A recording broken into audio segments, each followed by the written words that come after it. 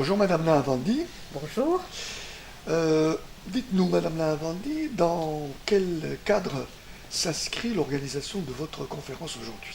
Alors la conférence d'aujourd'hui s'inscrit dans un cycle de séminaires que mon centre, le Centre d'études de la coopération internationale et du développement, organise tous les ans d'ailleurs. Et ce cycle en particulier fait suite à un colloque sur les mouvements islamistes et djihadistes que nous avions organisé le 2 octobre 2015 et qui a été suivi par toute une série de conférences. Et ma conférence sur l'Iran a fait suite à une conférence sur la Turquie qui elle-même faisait suite à une conférence sur la propagande.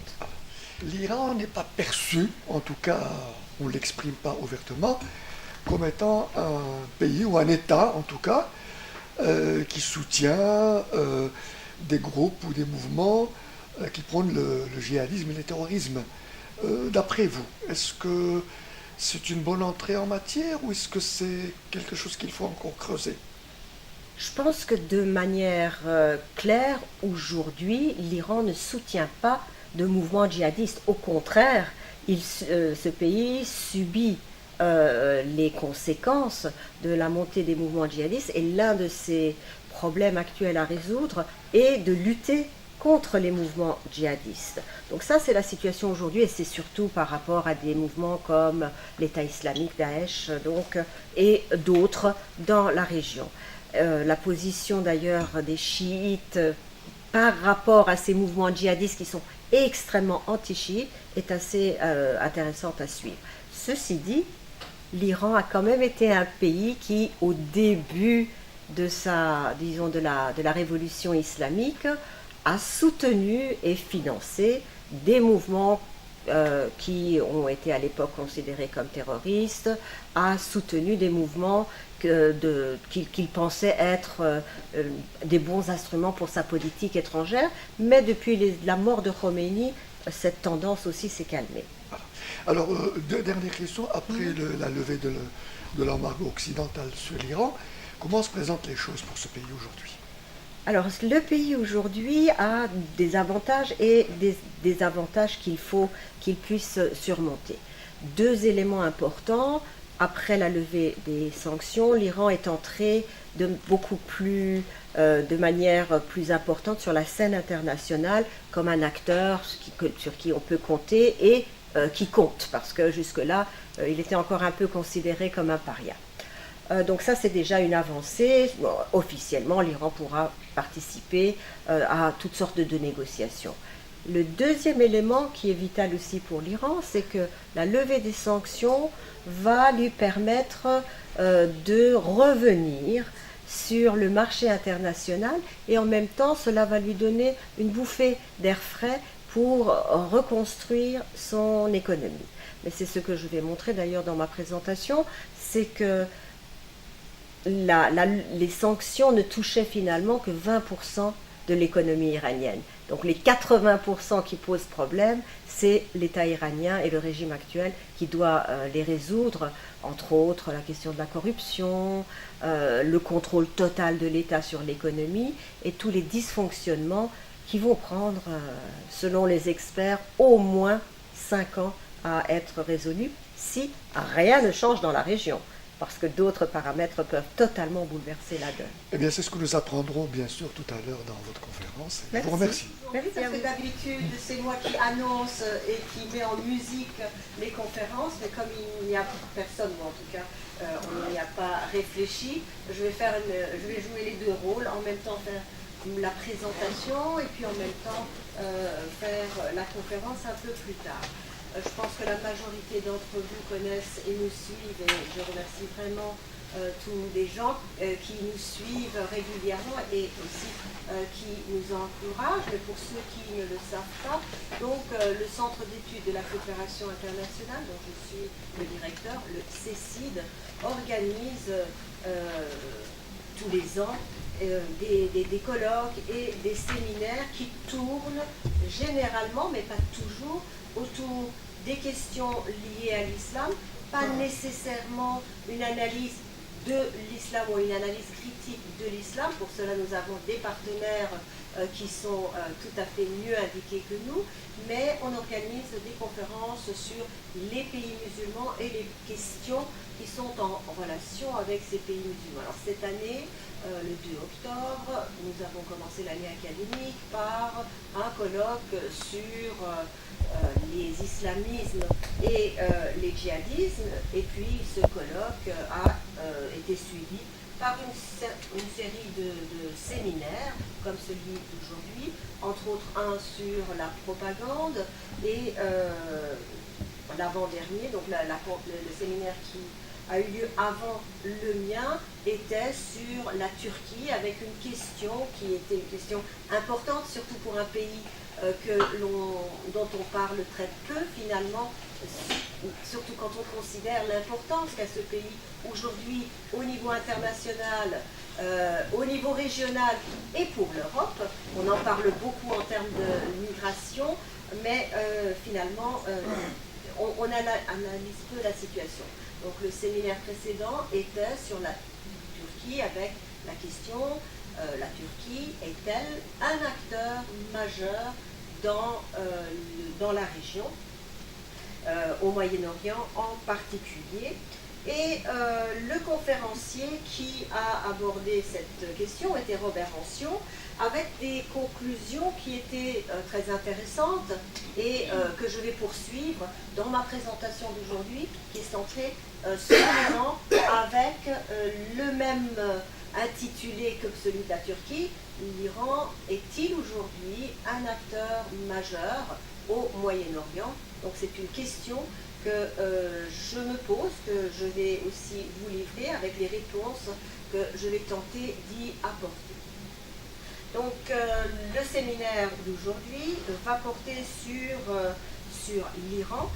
Je présenterai d'abord le résultat de mes réflexions sur cette question, et puis nous aurons une séance de questions-réponses, et puis je vous invite à poursuivre, comme à chaque fois, nos séminaires par un verre partagé après la fin pour finaliser cet après-midi.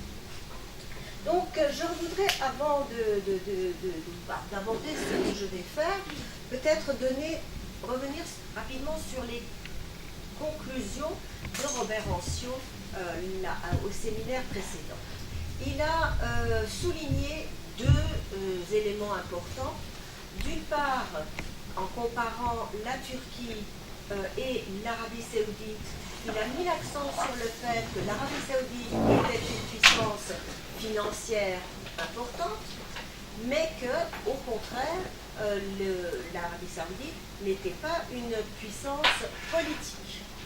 Ensuite, en abordant le cas plus pratique de la Turquie, il a bien mis l'accent sur l'évolution du rôle de la Turquie dans la région et par rapport aux différents problèmes qui secouent le Moyen-Orient aujourd'hui, en finalement concluant que la Turquie faisait partie du chaos qui s'était installé dans la région. Et de ce point de vue, je pense que c'est intéressant de voir de manière comparative la position de l'Iran comme acteur majeur dans cette région. Alors cette question se pose d'autant plus pour l'Iran que nous sommes à la veille du Nouvel An iranien. Je vous rappelle pour ceux qui ne le savent pas que c'est le 21 mars, et que donc depuis de nombreuses années, l'Iran va passer un Nouvel An avec des sanctions allégées. Je ne dis pas qu'il n'y a plus de sanctions, puisque même si la majeure partie des sanctions européennes sont levées, il y a encore une grande réticence des Américains à régler la question des sanctions, et que donc il faudra voir comment cela va avancer. Alors pour répondre à ma question, je voudrais d'abord faire un petit détour au début de la révolution islamique, Rappelez-vous, et en 1979, nous avons eu le retour triomphal de l'ayatollah Khomeini à Téhéran, après de nombreuses années d'exil.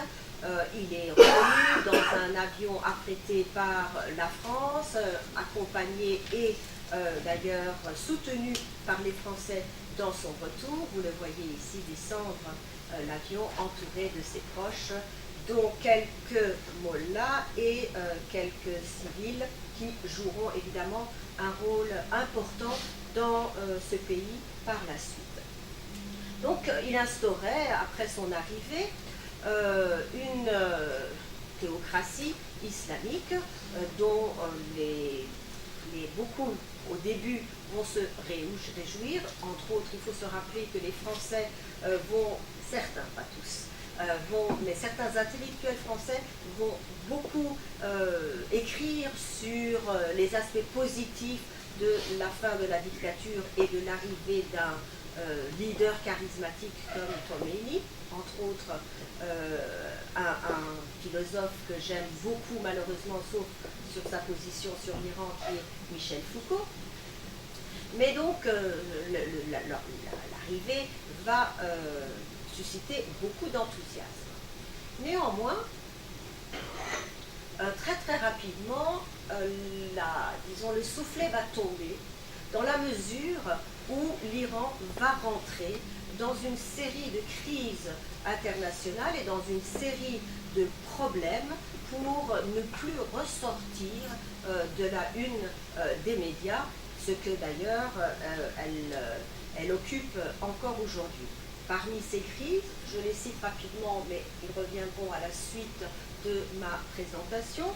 Rappelons d'abord la prise des otages américains dans leur ambassade, qui a duré très longtemps, 1979-1980.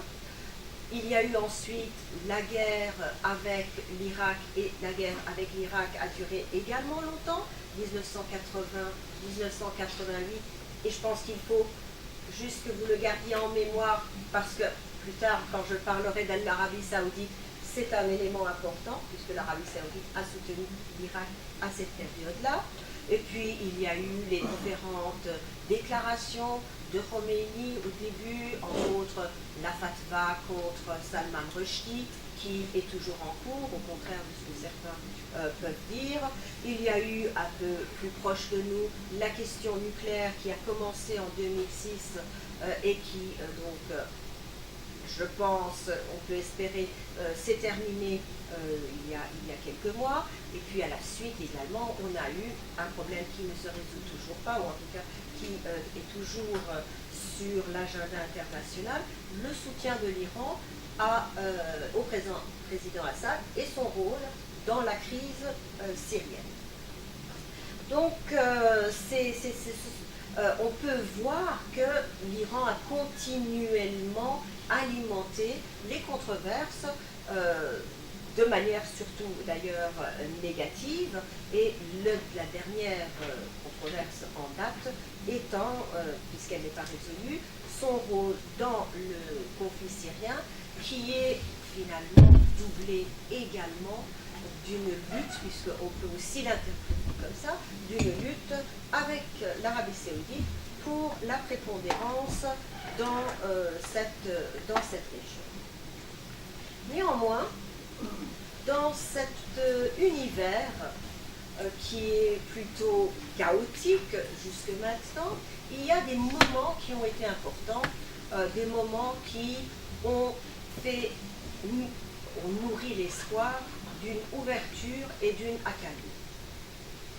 L'un de ces moments a été la présidence de Hachemi Rafsanjani, personnage important pour l'histoire récente de l'Iran et personnage qui a été président de la République, qui a occupé de nombreux postes à différents niveaux, mais tous très importants pour le régime islamique, et qui est aujourd'hui considéré comme pouvant être potentiellement le président d'une institution islamique qui aura son mot à dire pour la suite de l'Iran, à savoir l'Assemblée des experts. Alors pourquoi je cite Rafsanjani? Tout simplement parce que lorsqu'il a pris le pouvoir, d'abord il a essayé de mettre en place une ouverture économique. Et parce qu'il voulait mettre en place une ouverture économique, il y a des réformes qui se sont mis en place, la bourse de Téhéran s'est ouverte, il a recueilli pas mal de satisfaction, tant à l'intérieur de l'Iran qu'à l'extérieur, parce qu'à chaque fois que l'Iran a essayé, la République islamique a essayé une ouverture, eh bien les Occidentaux se sont réjouis parce que l'ouverture, et entendez par l'ouverture, ouverture économique vers l'extérieur, eh bien, avait la potentialité de faire beaucoup de bien. A mis en place un modèle particulier qu'il voulait une économie de type islamiste, qui au départ a vraiment été totalement utopique, vivons petit, mangeons des oignons, ne dépensons pas beaucoup, consommons peu, etc.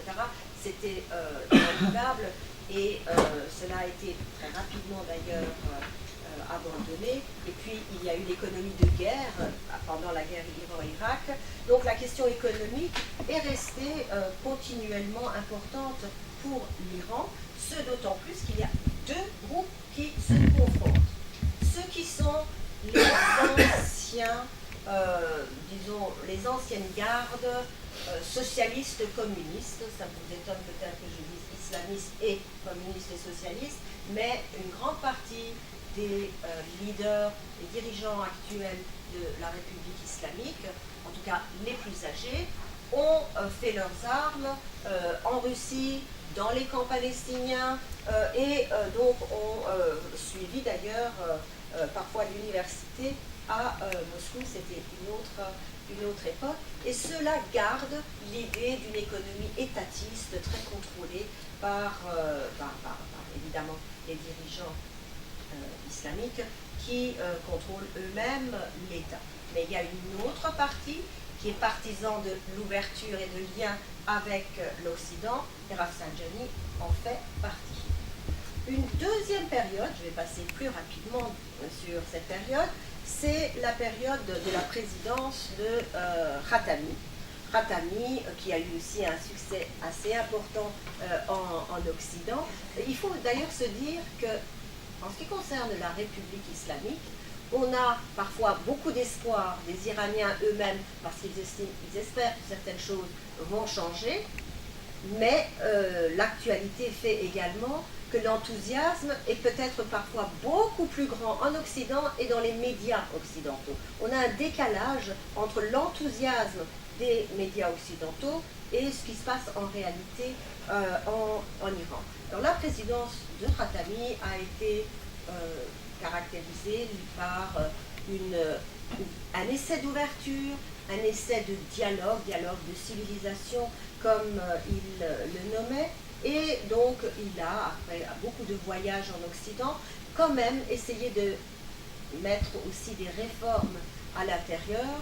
Néanmoins, ces réformes, d'une part, n'ont pas donné grand-chose, entre autres l'ouverture de la presse, et son dialogue avec l'Occident, c'est non pas qu'il se soit avéré un échec parce que c'était une mauvaise idée, mais a été arrêté net, parce que cela a coïncidé avec les attentats aux États-Unis, toutes les mesures que prenaient les Américains par rapport au monde musulman, et c'est à ce moment-là que l'Iran a été classé dans les pays terroristes et dans l'axe du mal. Donc là, le dialogue éventuel avec l'Occident a été arrêté, ce d'autant plus que tous ceux qui à l'intérieur de l'Iran espéraient que Khatami glisse sur une peau de banane avaient une très belle explication pour dire que sa politique d'ouverture ne fonctionnerait pas. Et puis enfin, il y a la prise de pouvoir, l'élection de Mohamed de Rouhani, très récemment, en juin 2013, qui elle aussi a été un moment important, considéré comme un moment important et pour la politique intérieure de l'Iran et pour l'ouverture vers l'Occident, ce d'autant plus que le programme électoral de Rouhani portait en grande partie sur l'affaiblissement des tensions régionales, l'établissement des relations avec l'Occident et aussi le règlement de la crise nucléaire. Deuxième moment donc important récemment dans l'histoire de l'Iran, c'est la signature de l'accord sur le nucléaire le 14 juillet 2015, un accord qui a été considéré et présenté d'ailleurs, le terme que j'ai utilisé, un accord qui a été considéré comme historique par la majorité des observateurs et donc qui a permis à l'Iran de revenir sur la scène internationale, ou en tout cas de normaliser son statut à l'international, et également d'obtenir une bouffée d'air frais par la levée partielle des sanctions, puisque l'économie iranienne s'en est quand même ressentie très fortement. Néanmoins, avant que je l'aborde un peu plus près, je veux dire que les résultats de cet accord historique, tant à l'international qu'en Iran, restent malgré tout subordonnés à deux éléments qui sont essentiels, à savoir à l'évolution politique à l'intérieur de l'Iran et à l'évolution politique aux États-Unis. Parce que la tournure que prendront les élections américaines va avoir un effet aussi sur le dossier iranien, en particulier d'ailleurs sur les sanctions qui ne sont pas levées par les États-Unis. Imaginons que les républicains prennent le pouvoir, on peut l'imaginer, même si beaucoup vont le regretter, autour de cette table en particulier, mais si les républicains prennent le pouvoir, la donne peut beaucoup changer. Si Rouhani n'est pas reconduit, la donne peut également changer. Bien évidemment, la majorité des observateurs veulent voir tout cela d'un œil optimiste. Je ne sais pas pourquoi mon... voilà. Donc, je reviens en tenant compte de ce que je viens de dire, à la question que je pose dans cette présentation. L'Iran est-il un acteur majeur au Moyen-Orient? Je dirais, dans un premier temps, la réponse est d'emblée oui. Elle l'a été, elle le restera, j'expliquerai plus tard pourquoi, mais c'est un acteur majeur déjà par le fait que l'Iran a envie d'être un acteur majeur et par sa position nationaliste qu'il défend dans cette région. Donc, je pense que, donc je viens de le dire d'ailleurs, que l'Iran n'a jamais cessé de l'être. Seulement sa position a un petit peu évolué. Parce que rappelez-vous, en tout cas certains peut-être en ont encore un souvenir, en 1961, bien loin déjà, l'Iran a été considéré et a été nommé d'ailleurs par les États-Unis comme le gendarme du Golfe. À ce moment-là, c'est la grande période de l'Iran, gendarme du Golfe, position qui a continué jusqu'en 1979. Alors cette position était bien évidemment due déjà à la politique intérieure et aux ambitions du dernier roi d'Iran, mais elle était due au fait également que la Grande-Bretagne s'était retirée du Koweït et donc laissé la place à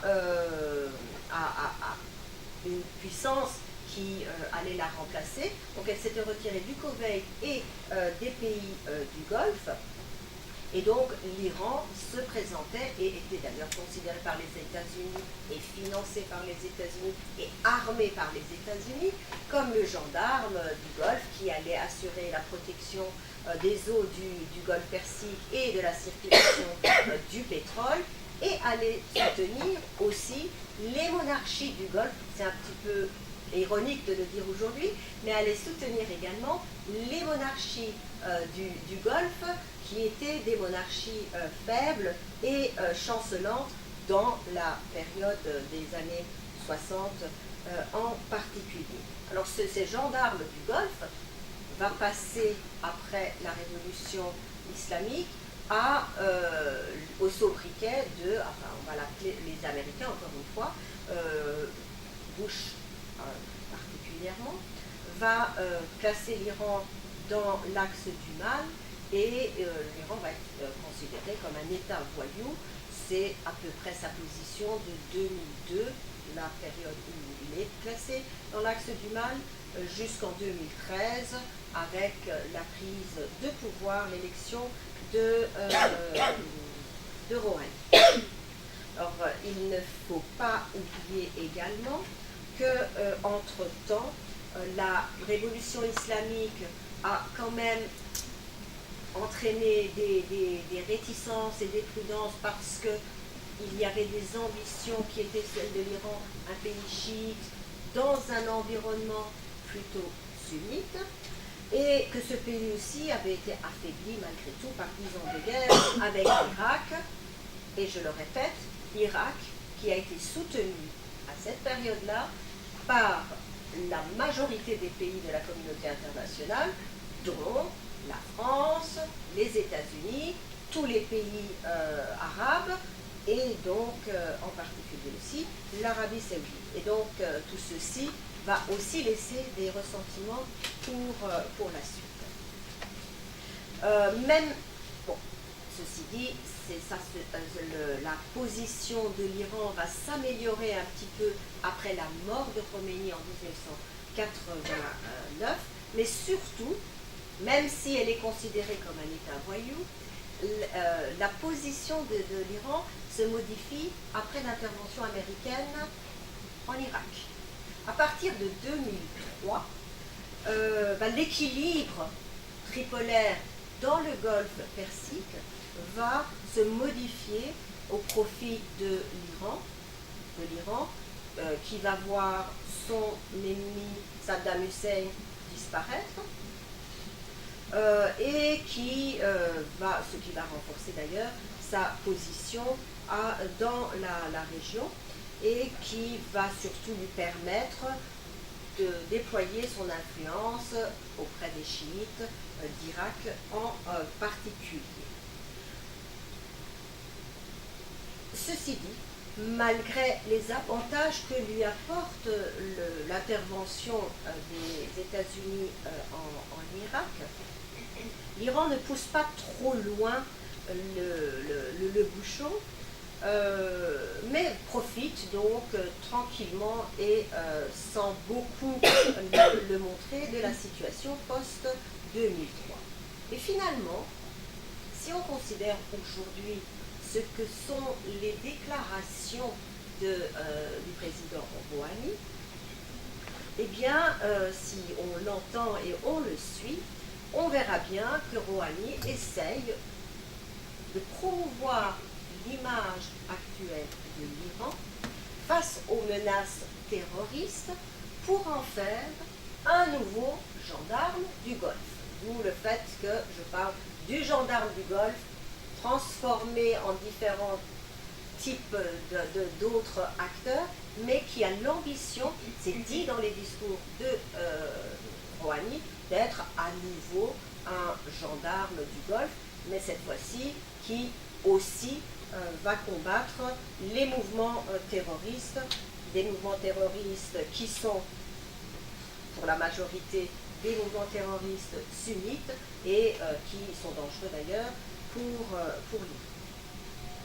Mais toute l'ambition et la place de l'Iran, même si on peut considérer que finalement l'Iran n'a jamais perdu sa position, est quand même lié à quelques éléments que je vais encore très rapidement aborder, et en particulier, c'est une slide qui juste établissait les relations entre l'Iran et les pays du Golfe. Peut-être que je dois ajouter, puisque vous avez cela devant vous, que dans l'évolution de la révolution islamique, les pays du Golfe, inquiets de ce qui se passait avec Khomeini et l'Iran, vont constituer le Conseil de la coopération du Golfe, qui aura pour objet essentiel de combattre et de sécuriser la région par rapport aux ambitions chiites de l'Iran. Mais donc la question qui se pose aujourd'hui, de manière très claire, pour l'Iran et pour être aussi une puissance régionale ou un acteur important régional, c'est la question économique. Je vais peut-être un peu plus m'étendre sur cette question économique, même si j'aborderai plus tard les questions de relations internationales et de politique intérieure pure de l'Iran. Donc, peut-on considérer, étant donné la levée des sanctions et puis les politiques qui sont mises en place par le président Rouhani, que l'Iran est en reprise économique? Pourquoi la question se pose? Parce que actuellement encore, la croissance économique de l'Iran est proche de zéro. Dans les années précédentes, en raison, en partie, et j'insiste sur le en partie, des sanctions, la croissance économique de l'Iran a été en dessous de zéro. Donc le pays a dû faire face quand même à des problèmes économiques importants.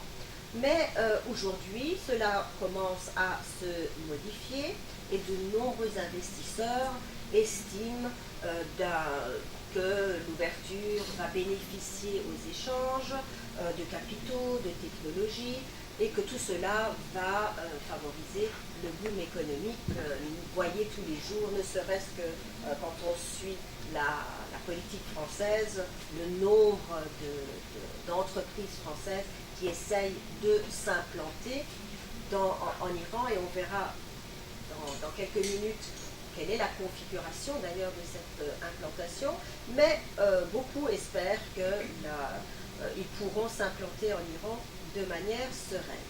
L'Iran lui-même table sur une croissance économique de 5% grâce à la levée des sanctions internationales. Mais le président Rouhani a estimé que les choses ne pourront pas vraiment s'améliorer, la machine ne pourra pas recommencer à travailler si la croissance est moindre que 8% par an. Les experts, eux, parlent de 10% par an. Donc, il faudra réellement une grande croissance pour que l'économie revienne dans la situation où elle était avant les sanctions et avant même la révolution islamique. Toutefois, même si les sanctions sont levées, tout le monde le sait, ces sanctions n'expliquent pas tout dans la situation économique de l'Iran. Les experts estiment que la situation, disons, grave de l'économie est due pour 20% à la question des sanctions. Donc cela veut dire qu'à côté de ces 20%, il y a 80% d'autres raisons qui expliquent la situation économique. En particulier, il faut rappeler que l'économie iranienne est à peu près à 75% encore dirigée par l'État. En particulier, le secteur pétrolier est aux mains de l'État, mais en particulier également, l'économie iranienne est contrôlée par des milices islamiques qui ont été mises en place après la Révolution. Les gardiens de la Révolution, pour ne pas les nommer, contrôlent à peu près tous les leviers de l'économie iranienne, Et l'économie iranienne actuellement passe en outre à travers le fonctionnement d'institutions également islamiques qui ont été mises en place après la révolution iranienne, à savoir les bonyas, c'est-à-dire les fondations charitables qui contrôlent à peu près l'ensemble de l'économie iranienne. Si j'ai le temps, on pourra en rediscuter de ces bonyas, mais ce que je veux dire, c'est qu'aujourd'hui, les entreprises occidentales se précipitent en Iran pour faire des affaires, et probablement ils le feront, des affaires, et qui soutiennent que tout se passera très bien pour l'Iran, doivent savoir, je pense qu'ils le savent, qu'ils traitent avec les fondations et avec les gardiens de la révolution. Ils ne sont pas en train de traiter avec des Iraniens qui sont dans le business et qui n'appartiennent pas à ce système. Ils sont en train de traiter avec l'aile dure de ce régime, avec toutes les organisations paramilitaires, organisations d'ailleurs à qui ont bénéficié toutes les privatisations qui ont été mises en place et qui ont une place prépondérante à la bourse de Téhéran. Donc il y a déjà cette appartenance et ce fonctionnement qui pose problème. Et puis, de toute façon, donc, ce que je viens de dire entraîne une autre question, c'est que la reprise économique intéressante de l'Iran ne serait que si c'est une reprise économique inclusive. Or, c'est un pays où d'abord le coefficient de Gini, je rappelle donc que c'est le coefficient qui mesure les inégalités au sein d'un pays, est de 40%, c'est très élevé. Donc c'est un pays où les inégalités sont très grandes. C'est un pays également où autour de 20% de la population vit en dessous du seuil de la pauvreté. Et toute la question est de savoir si cette reprise, si elle a lieu, et on sait que dans le meilleur des scénarios, ça va durer au moins 5 ans, si elle pourra bénéficier à toute la population. En outre, la question de la reprise économique de l'Iran est également liée à ce qui se passe à l'international. D'abord, évidemment, à la levée des sanctions, à la levée totale des sanctions, aux crises régionales qui se multiplient et dont on n'a pas réellement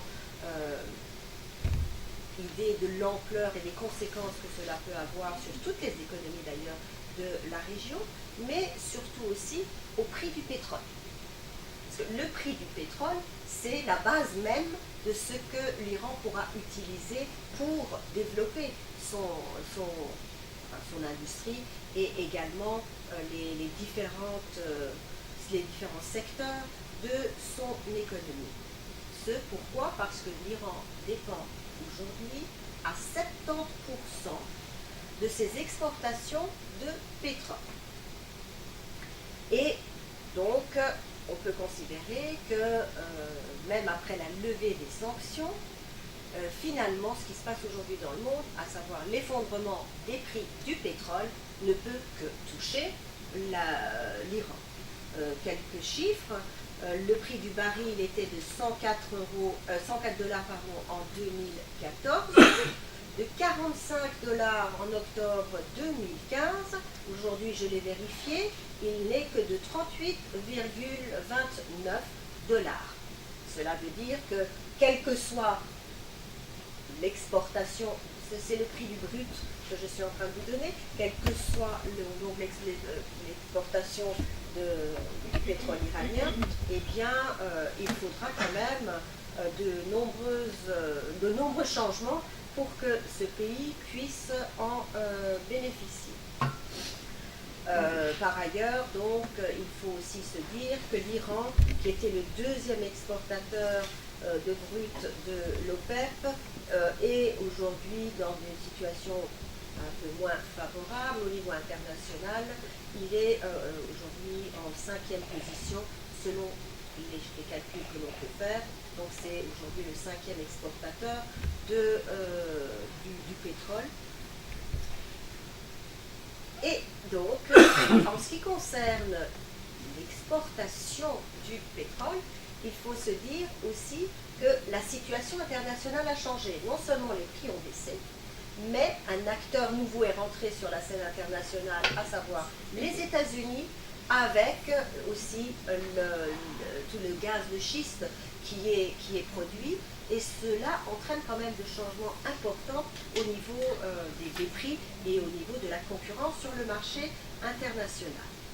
Alors pour contrer l'évolution des cours et la concurrence, l'Iran a commencé à vendre son pétrole plus bas que le prix du pétrole saoudien.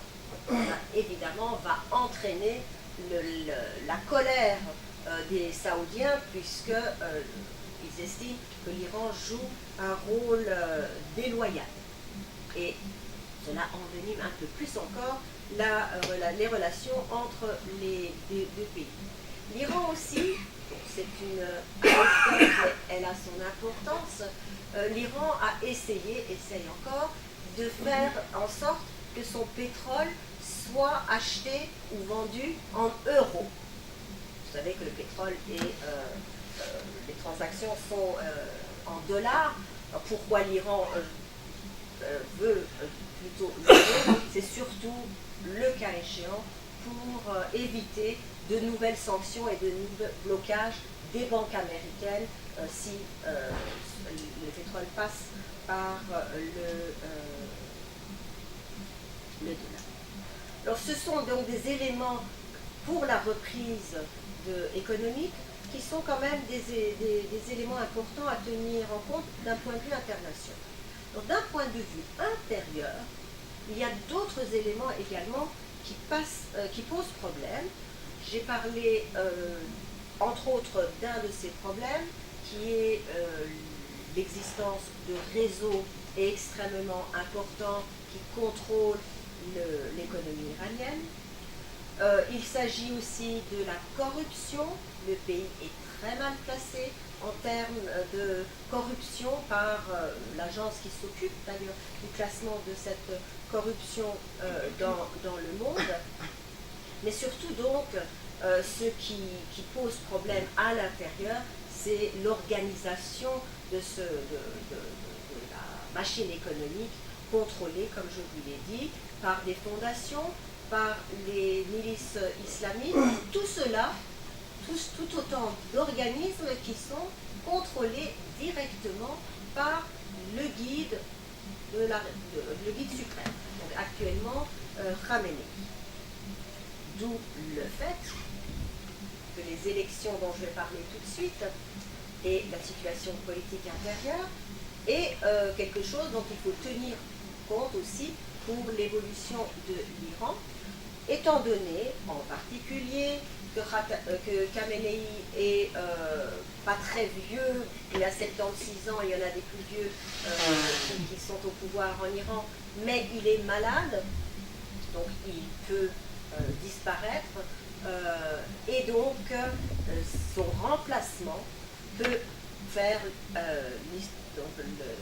l'objet de lutte entre différentes factions en Iran et avoir une influence sur l'économie et d'ailleurs sur l'ensemble de la vie iranienne, étant donné le contrôle que ce guide a sur toutes les composantes de la société. Alors les élections dont je parlerai tout de suite sont des élections qui ont eu lieu il y a quelques jours, quelques semaines, et qui étaient des élections qui étaient d'une part les élections de l'Assemblée des experts. L'Assemblée des experts, c'est l'organisme qui nomme le futur, qui peut-être nommera le futur guide de la guide suprême. et il y avait aussi des élections législatives. Le résultat final ne sera clair que en avril.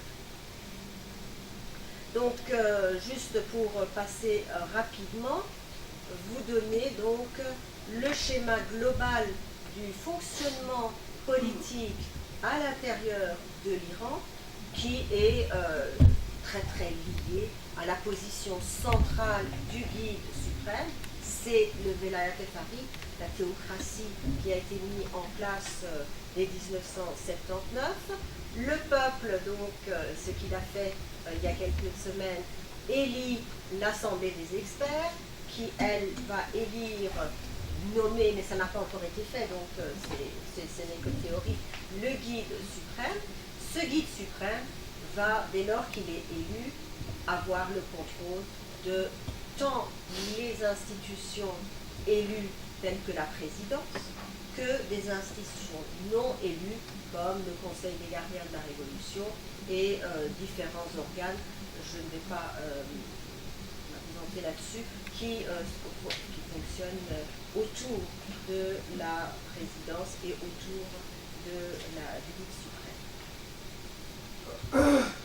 Alors, il y a eu donc des élections, comme je vous l'ai dit, qui ont eu lieu en février 2015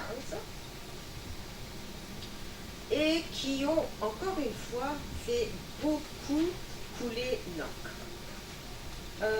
Beaucoup couler l'encre parce que elles ont, comme à chaque élection iranienne, il faut dire que les Iraniens sont des éternels optimistes, à mon sens. À chaque fois, ils espèrent que quelque chose va changer dans la configuration du pouvoir en Iran. Parfois, ils estiment que le vote a donné peut-être un petit peu plus de place à leurs espoirs, et parfois ils sont très déçus, comme pour les élections d'Ahmadinejad. Mais en tout cas, les Iraniens espéraient beaucoup, encore une fois, de ces élections. Pour ceux qui ne le savent pas, peut-être vous insister sur le fait que les élections en Iran, quelles que soient ces élections, que ce soit la présidence, que ce soit l'Assemblée des experts, que ce soit les élections législatives ou toute autre élection qui peut paraître donc un élément démocratique dans le fonctionnement de ce pays, ce sont des élections contrôlées totalement par le Conseil des gardiens de la Constitution. Ce sont les membres de ce Conseil qui permettent aux candidats de se présenter ou non. Donc, que ce soit à l'Assemblée des experts ou au Parlement, c'est quand même le Conseil des gardiens de la Constitution qui d'ailleurs a éliminé un nombre impressionnant de candidats lors des élections précédentes, donc celle de février, à tel point que ce Conseil qui avait éliminé toutes les candidatures qui pouvaient être trop pro-président et nuire un petit peu au guide, a dû être rééquilibré par l'intervention de Khamenei lui-même, qui craignait que cela entraîne des remous qui seraient néfastes pour la République islamique elle-même. Alors vous voyez ici la composition donc, du Parlement après les votes de février. Donc les majorités n'étant pas claires, en avril, il y aura le deuxième tour, et là, il faut vraiment attendre le résultat de ces deuxièmes tours. Donc vous voyez que finalement, ceux qu'on appelle les conservateurs et les réformateurs sont presque équivalents en termes de sièges. Donc même si on parle de victoire des partisans de Rouhani, la victoire n'est pas si claire que ça, ce d'autant plus que c'est surtout à Téhéran, dans la capitale, que les votes ont été en faveur de la tendance, disons, qui était celle de Rouhani. Ça veut dire que dans tout le reste du pays, et le pays, quand même, c'est un pays de 82 millions de personnes à Téhéran. On considère qu'il y a, disons, 15 millions, entre 10 et 15 millions de personnes. Le reste, c'est quand même une province, et il faut voir ce que votent ces provinces. Et le reste de l'Iran est quand même, soutient quand même l'aile plus dure, plus radicale de l'islamisme, à savoir Khamenei. Ceci dit, j'essaie de ne pas employer les termes que vous voyez devant vous, conservateurs, réformateurs, modérés, etc., tout simplement parce que la situation est impossible. Enfin, on peut décrire la position de chacun, mais il se peut, et il y a eu plein de changements d'alliance, que quelqu'un qui est réformateur au niveau économique soit particulièrement conservateur au niveau des mœurs et des valeurs, que quelqu'un qui soit, disons, réformateur soit ait une position conservatrice dans un autre domaine. Et pendant ces élections, on a vu un va-et-vient entre les différents camps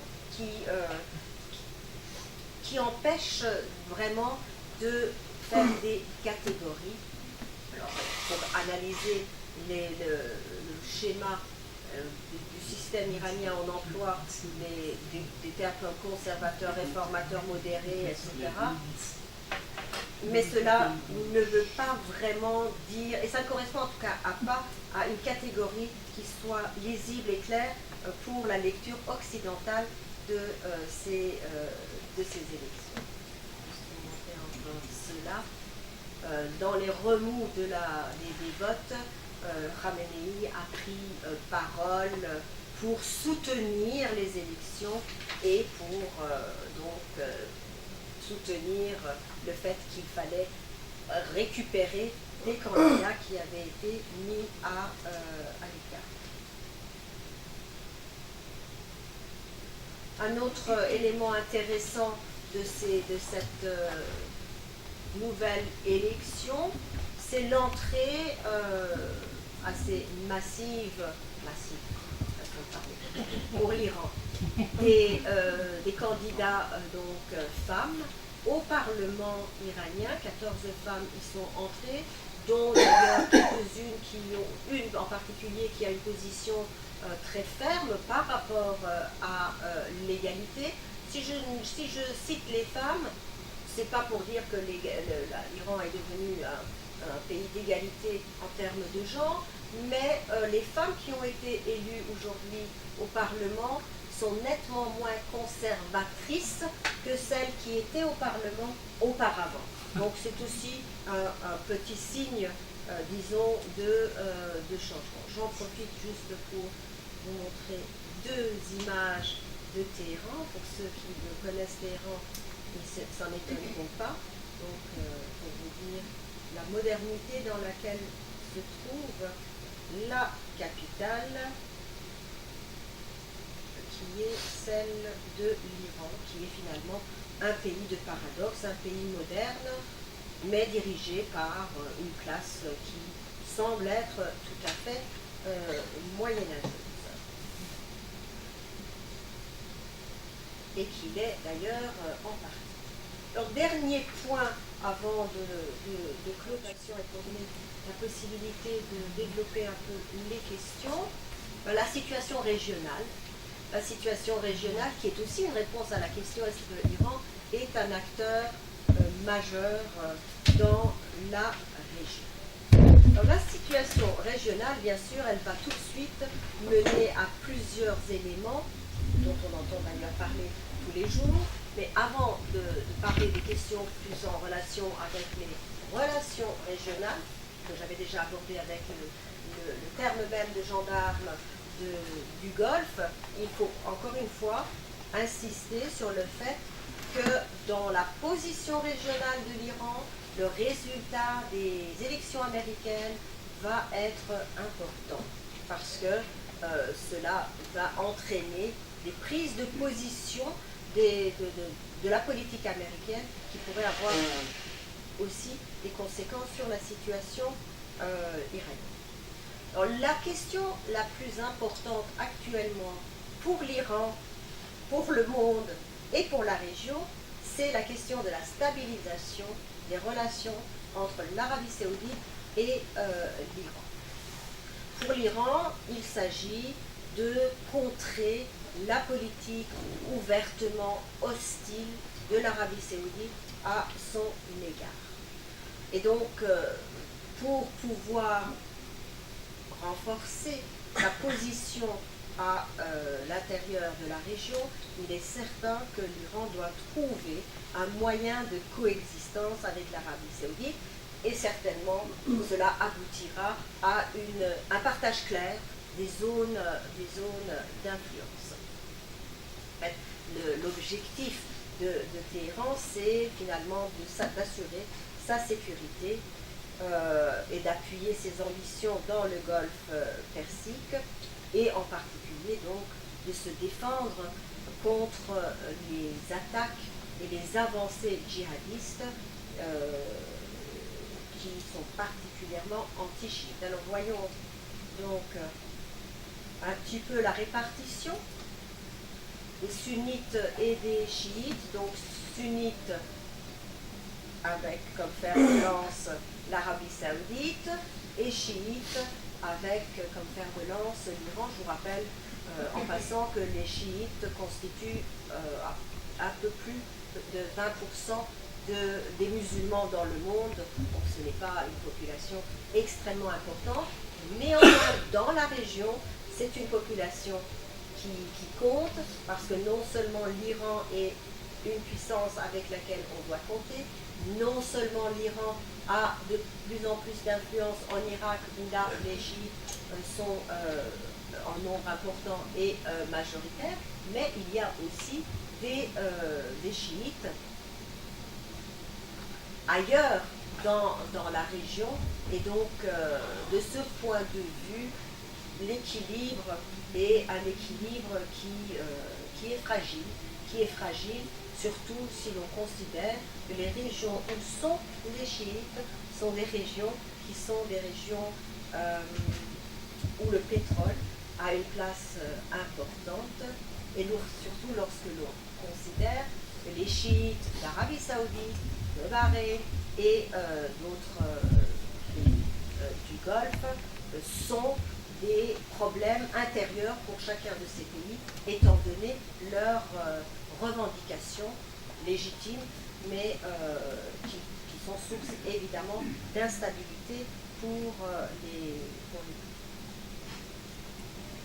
Alors la question aussi qui est essentielle pour l'Iran, c'est bien évidemment ce qui va se passer en Syrie, où, je vous le rappelle, l'Iran soutient le président Assad, qui en plus aujourd'hui ajoute aux relations traditionnelles entre la Syrie et l'Iran la question du terrorisme, celle de Daesh en particulier.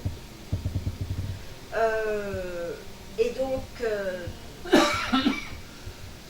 il faut dire que dans le dossier syrien également, on retrouve la confrontation entre les intérêts de l'Arabie saoudite et celle de l'Iran, puisque l'Arabie saoudite soutient la coalition qui anti-Assad, et donc on a une confrontation. En fait, on a une reprise du grand jeu qui était caractéristique de la région, mais à un niveau régional, et cette fois-ci entre l'Iran et l'Arabie saoudite, avec toujours des alliances qui sont d'ailleurs des alliances parfois douteuses et parfois ponctuelles. Donc c'est certainement le cas en Syrie, puisque les positions sont très changeantes, mais il y a un autre pays également où l'Iran et l'Arabie saoudite se confrontent, c'est le Yémen, où l'Iran soutient ce que l'on appelle les rebelles Houthis, et l'Arabie saoudite a organisé une coalition pour aller combattre justement ces rebelles Houthis. La position de l'Iran n'est pas très fortement, n'est pas aussi aussi forte, disons, que celle de l'Arabie saoudite, dans le sens où l'Iran n'a pas vraiment d'intérêt ponctuel important au Yémen, mais il y a quand même une position différente qui doit aussi se voir dans le futur. Donc que peut-on dire pour répondre à la question première, l'Iran est-il un acteur majeur du Moyen-Orient? J'ai déjà répondu partiellement. Oui, il est un acteur majeur. Il n'a pas vraiment cessé de l'être, même s'il y a eu des périodes où sa position était beaucoup plus faible. Mais également, l'Iran est un acteur majeur par sa position géostratégique entre le Golfe, la Russie, l'Europe et au carrefour finalement de beaucoup d'enjeux. L'Iran est aussi une puissance démographique surtout comparée à l'Arabie saoudite, 82 millions de personnes face à quelques millions. L'Iran est un pays homogène d'un point de vue soutien au régime, on pourra en rediscuter. C'est un pays qui a des ressources pétrolières importantes, donc une position encore géostratégique importante. C'est un pays qui a du savoir-faire et une population qui soutient ce savoir-faire, en tout cas dans certains domaines. C'est un pays où la majorité maintenant est alphabétisée. C'est un pays où les universités forment d'assez bons techniciens et spécialistes pour que les États-Unis les prennent tout de suite dans leur université et vident l'Iran. La diaspora iranienne est très forte. J'aime bien rappeler, puisque cela me concerne directement, que le nombre de professeurs d'universités iraniens à l'extérieur est plus important que le nombre de professeurs d'universités à l'intérieur du pays. C'est vous dire que la diaspora est quand même non seulement importante, on dit qu'il y a à peu près 7 millions, aujourd'hui selon les chiffres officiels de l'Iran lui-même, 7 millions d'Iraniens en dehors des frontières. Beaucoup sont aux États-Unis, pas mal en Europe, mais beaucoup aussi dans la région du Golfe Persique. Et c'est une diaspora qui pourrait aussi avoir un mot à dire dans le futur. Alors c'est un acteur majeur et j'aimerais quand même terminer en revenant sur l'expression qu'avait finalement utilisée Venancio pour la Turquie. C'est un acteur majeur, mais qui aussi fait partie du chaos de la région parce que sa position et ses intérêts font qu'il n'est pas encore un acteur stabilisateur de la région, puisque les conflits restent tout à fait encore en suspens. Donc je termine par cela. Si vous voulez en savoir plus, je vous réfère à un petit livre que j'ai écrit, que certains d'entre vous connaissent, dont la dernière version a été publiée en 2015, deuxième édition, aux éditions de Groupe, qui reprend plus ou moins tous les éléments que j'ai abordés lors de ma présentation. Donc je vous remercie pour votre attention.